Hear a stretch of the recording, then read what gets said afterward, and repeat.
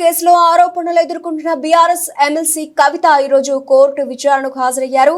Liquor కేసులో CBI దాఖలు చేసిన ఛార్జ్ షీట్ పై ఈరోజు ఢిల్లీలోని రౌస్ అవెన్యూ కోర్టు విచారణ జరిపింది.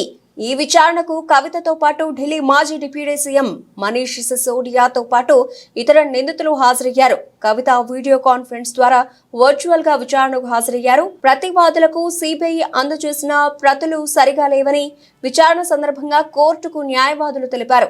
దీంతో సరైన ప్రతులను ప్రతివాదులకు అందజేయాలని సీబీఐని కోర్టు ఆదేశించింది. తదుపరి విచారణను అక్టోబర్ 4వ తేదీకి వాయిదా వేసింది. లిక్కర్ కేసులో కవిత ప్రస్తుతం బెయిల్పై ఉన్న సంగతి తెలిసిందే. ఆగస్టు 27వ తేదీన కవితకు సుప్రీంకోర్టు బెయిల్ మంజూరు చేసింది.